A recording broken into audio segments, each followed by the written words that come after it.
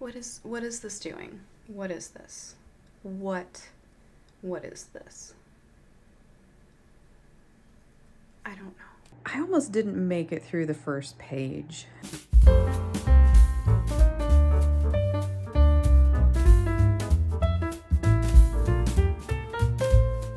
I'm going to be starting a Farewell to Arms as the January book for the Game of Tomes book club debate thing. Like I did in my last video, I will put the links down below to the two wonderful creators who are actually running it. I am simply doing a read-along because I think this is going to be really fun to listen to their feedback on these books and to do my own compare and contrast of their novels. So, Farewell to Arms by Ernest Hemmingway. Day 1.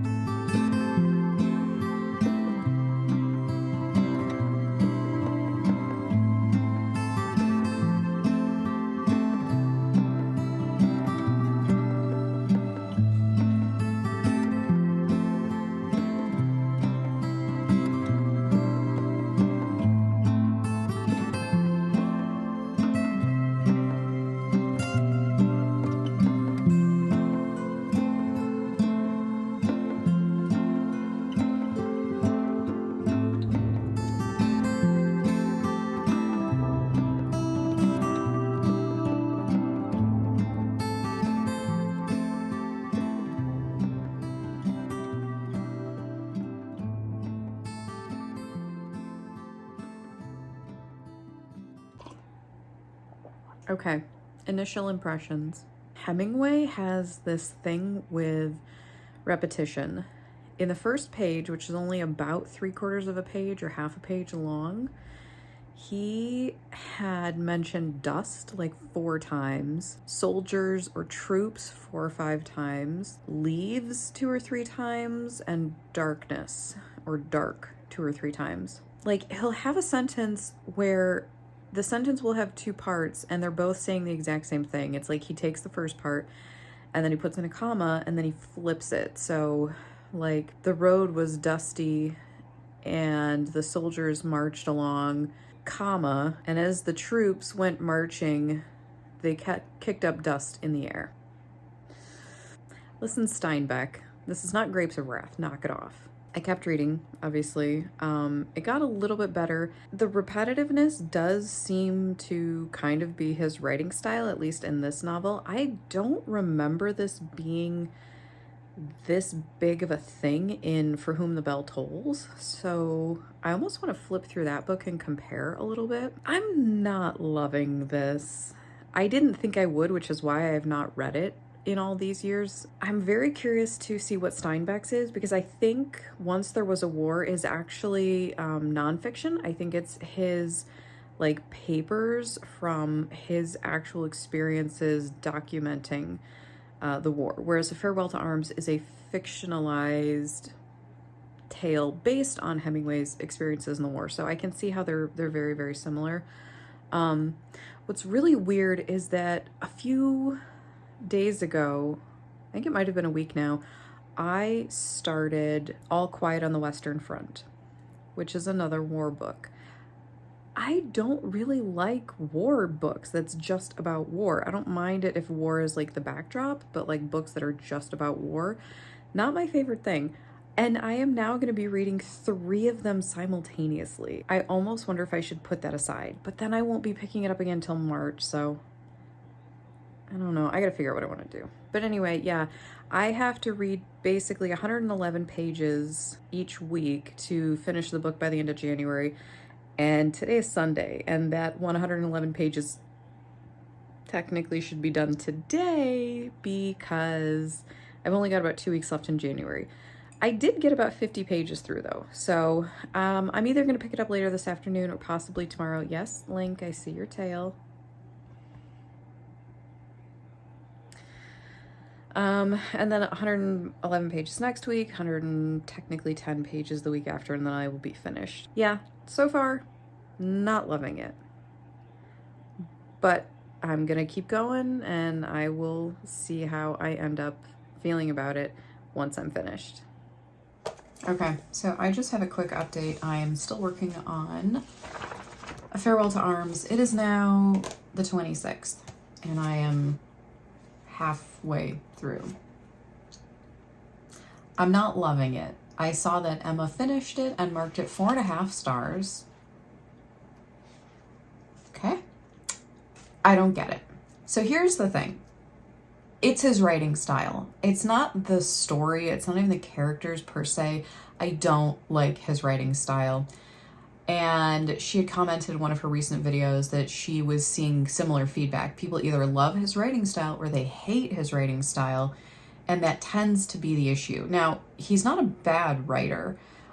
I just don't like his use of repetition. I don't think it's well done, or at least it's not a type of repetition that I enjoy reading. I don't know if he's going for like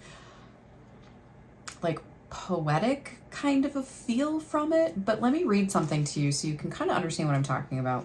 So he is, he's in, I think Milan. He's recovering from an injury, and he is talking to somebody about how the war is going in Italy. We had a drink and he talked. He said the fighting was over for the year down here, and that the Italians had bitten off more than they could chew. He said the offensive in Flanders was going to the bad. That's how it's written, to the bad. If they killed men as they did this fall, the Allies would be cooked in another year. He said we were all cooked, but we were all right as long as we did not know it. We were all cooked. The thing was not to recognize it. The last country to realize they were cooked would win the war. We had another drink. Was I on somebody's staff? No. He was. It was all balls. We were alone in the club, sitting back in one of the big leather sofas. His boots were smoothly polished dull leather. They were beautiful boots. He said it was all balls. They thought only in divisions and manpower. They all squabbled about divisions and only killed them when they got them. They were all cooked. The Germans won the victories. By God, they were soldiers. The old Hun was a soldier, but they too were cooked. We were all cooked. I asked about Russia. He said they were cooked already. I'd soon see they were cooked. Then the Austrians were cooked too. If they got some Hun divisions, they could do it. Did he think they would attack this fall? Of course they would. The Italians were cooked. Everybody knew they were cooked. The old Hun would come down through the Trentino and cut the railway at Vicenza, and then where would the Italians be? They tried that in 16, I said. Not with Germans. Yes, I said. But they probably wouldn't do it, he said. It was too simple. They'd try something complicated to get royally cooked. I had to go, I said. I had to get back to the hospital. Goodbye, he said, then cheerily. Every sort of luck. There was a great contrast between his world pessimism and personal cheeriness. Did you need to say cooked that many times? Now, granted, this is dialogue, this is how he writes dialogue half the time. No quotations, no breaks in the paragraph, just he's relaying what somebody else said. So it's not dialogue in real time, it's him relaying what somebody said. But then at the very end, out of nowhere, he puts it in quote marks. Okay. So this type of repetition, I understand that it's very much intentional. It's not just that he's lazy and he's not paying attention and he just doesn't realize it. Like, he's doing this on purpose. I just don't like it. I don't like that writing style. Okay, so that was the second page of this chapter. The first page of the chapter. In September, the first cool nights came. Then the days were cool. And the leaves on the trees in the park began to turn color, and we knew the summer was gone. That was the same sentence. First, the cool nights came, comma, then the days were cool. How does anybody enjoy a writing style where he literally repeats himself in the same sentence? That's like the whole book. This book would be half the size if he didn't constantly repeat himself. And this is not a long book. This is only 332 pages. With a decently large font and spacing. I just can't, I'm not enjoying this. I will be glad to be able to say that I've read it. I am not enjoying this. I don't remember For Whom the Bell Tolls being written this irritatingly. So yeah, I do have some stuff, horrible camera shots here. I do have some stuff annotated. Honestly, I can't wait to start Steinbeck because anything other than this has got to, I don't know. I do look forward to comparing and contrasting the two different authors, the writing styles, the types of dialogue that they use, all that stuff. So, one thing that Emma points out that she really enjoys about it is it's very easy to read. I mean, you can fly through this book. I am not flying through it. One, I don't have a lot of free time to physically read. That's why I've been so dependent on audiobooks. Two, I have apparently now the attention span of what's something that has a really short attention span? Oh my God, I can't even think because my short attention span is so bad. So much later that the old narrator got tired of waiting and they had to hire a new one. A kitten getting its first dose of catnip and seeing a room full of toys. Like, I cannot stay focused. I can basically read one chapter at a time, and then I'm like, okay, what else can I do? I gotta be doing something else. So, I need to, force myself to sit down and read this, because I want to have this read finished in January.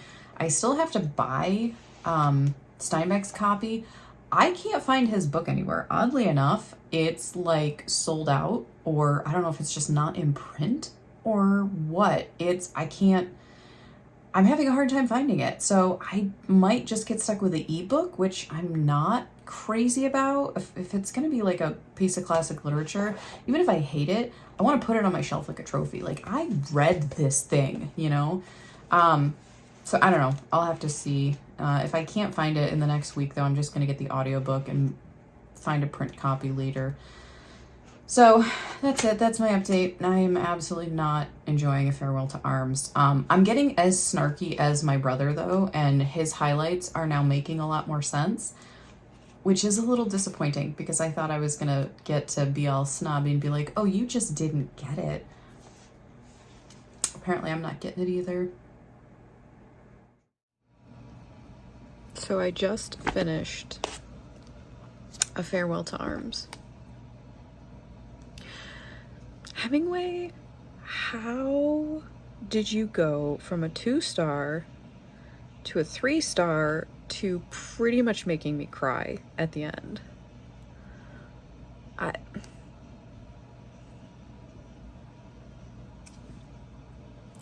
still don't know how I feel about it overall. I don't know what I'm going to give it as a rating, but I finished it and it was not as bad as I thought, and I really started to enjoy it towards the end. So I will cry this out, collect my thoughts, and finish up with some kind of a summary. So this is my wrap-up, my final thoughts on Ernest Hemingway's A Farewell to Arms, which was the January book pick for Emmy and Carolyn Mary Reed's Game of Tomes reading challenge, reading debate throughout the year. So I did finish this. You can tell I have annotated it a little bit. My overall thoughts is that this amazed me that it went from a 2-star to a 3-star. I really did not connect with this book. I didn't connect with the characters. I didn't connect with the writing style. Hemingway is known for very short, direct to the point writing. That's what he made famous, and that's what he's famous for. I appreciate directness. I really don't care for, I think it's called purple prose, where it's overly flowery, overly metaphorical. I thought I was really going to like his style because of that, but I don't. And it's not that it is necessarily that it's too short or too to the point. It's that it's just boring. I think to me, he has a boring writing style. The words, I read this myself. I didn't listen to an audiobook. Possibly if I listened to an audiobook, my enjoyment of it may have been increased. But to me, everything felt incredibly dry. There were a few really good lines, some poignant remarks made, but overall, I just felt completely disconnected. I also really, really hate how repetitive he is. He will repeat the same idea twice in the same sentence. He will repeat the same word 5 or 10 times on a page, and he'll do that with 4 or 5 words per page sometimes. So I think it feels to me like it defeats the purpose of writing short, direct prose if you're going to just repeat yourself constantly. That being said, how did it make it to a 3-star? I would say the last quarter of the book, I think, did improve overall. I think his writing actually got better and more enjoyable as the book went on. Like I said, I did not care about these 2 characters. And then the end came, and the last page, 2 pages, punched me in the face and left me crying. I don't know how I managed to cry about characters I really did not care about. So I'm going to give Hemingway a star for that because it kind of felt like a magic trick where your focus is over here and you're looking at what's going on, you're paying really close attention, you're going to find the magic trick, you're going to see the deception. And then when you look down, your watch is gone. That's kind of what it felt like. I don't know what he did, but by the end, his ending in particular wrung emotion out of me. I wasn't bawling my eyes out, but I definitely got choked up. A couple of tears rolled down my cheeks, which is an impressive feat for a book that I really did not enjoy most of the way through. I don't think for me I don't think this is going to be very hard to beat. I just started the February pick, which is what this book is going up against, which is Once There Was a War by John Steinbeck. I have read the introduction and I already like the writing style of Steinbeck in that novel more than Hemingway in A Farewell to Arms. So I have a feeling I know who, in my opinion, is going to win this debate, at least for me, but obviously I have to get through. Steinbeck's book is going to be very different because whereas this was a sort of fictionalized autobiography, kind of, Once There Was a War are literally his war correspondence dispatches. So I don't even really know how to compare them yet, so we'll have to see how that goes.